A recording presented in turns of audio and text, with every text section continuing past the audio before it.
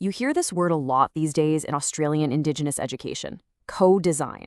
It's talked about like it's the key, the thing that's finally going to get things right through true collaboration. But what's really going on? Is it actually living up to all that hype? Well, that's what we're here to do, a proper reality check. So, why is this idea of co-design such a big deal? Well, to get it, you've got to look at the history, and honestly, it's a pretty tough one. For decades, policy after policy has just failed to deliver for so many Aboriginal and Torres Strait Islander kids. As the scholar Martin Nakatar says, progress has been incredibly slow, and in some areas, things have even gone backwards. It's a sobering thought. So out of these failures, this new idea started to gain traction, co-design. And look, the idea behind it is actually pretty simple, but it's powerful. It's about a fundamental shift, right? Moving away from designing policies for Indigenous communities, and instead, finally, designing them with them. Sounds great, doesn't it? I mean, who could argue with that? But what's actually happening on the ground? Is it really changing how things are done, or is it just the latest buzzword that gets thrown around without any real substance behind it? Okay, so first things first. Let's try and pin down what this word co-design even means. Because as it turns out, that's a big part of the problem. It can be a bit slippery. When we talk about real co-design, what we're supposed to be talking about is this deep, meaningful involvement and genuine problem solving together. It means that the very people these policies are for, Indigenous students, their families, their communities, they're not just an afterthought. They're at the absolute heart of the process from the get-go. But here's the trouble. The word has become so popular, it's used everywhere, and its actual meaning has gotten, well, a bit washed out. One group of researchers actually called it a conceptual soup. And you know what happens then, right? It's in danger of becoming just another tick box exercise, something departments can say they've done without ever really changing the way they operate. So, to cut through all that noise, a team of both Indigenous and non-Indigenous researchers decided to do something about it.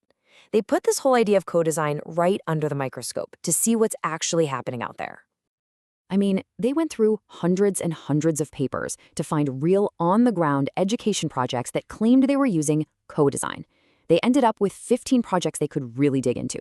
And what they found, well, it's pretty eye-opening. Okay, so the first thing they found, it's a bit of a shocker, really. In a whopping 60% of the projects they looked at, the project's own paper never even defined what they meant by co-design. Think about that. They're using the label, but there's no explanation of what it actually means for them or what principles are guiding their work. And that lack of clarity, well, it leads to a much bigger, much more important question. If co-design is all about sharing power, then you have to ask, who's actually in charge here? Well, the answer is pretty confronting. Just 1/3. That's right. Only 1/3 of these so-called co-designed projects had any clear evidence that Indigenous people were actually leading them. For the rest, well, about 27% had some limited leadership, and for a massive 40%, it was totally unclear who was running the show. This just shows a huge disconnect, right, between the promise of co-design and what's happening in reality. All right, so if the definition is vague and the leadership is often missing in action, what about the results? Are we even checking to see if any of this is working? And this is where it gets really stark.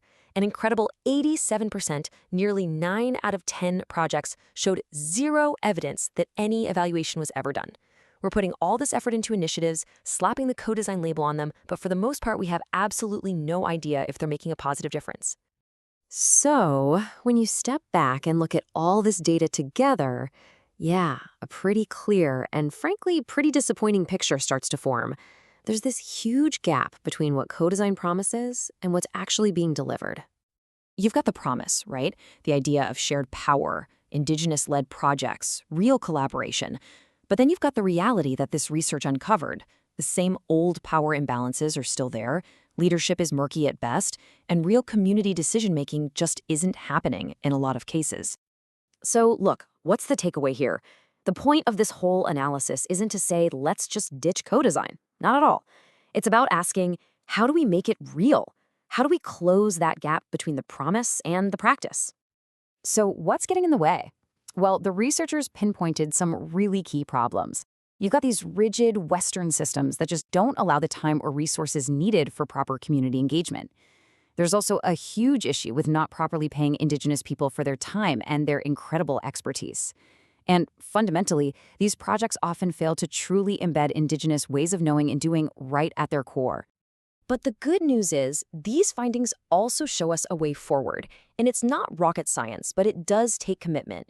It means we have to center Indigenous leadership, not just as an advisory role, but as the driving force. It means decision-making has to be shared from day one, not brought in as an afterthought.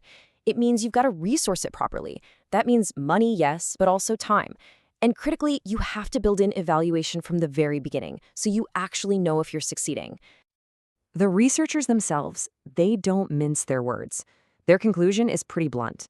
Basically, despite all the talk, that fundamental shift in power that's supposed to be at the heart of co-design, it's just not happening in a big way in Indigenous education. Not yet.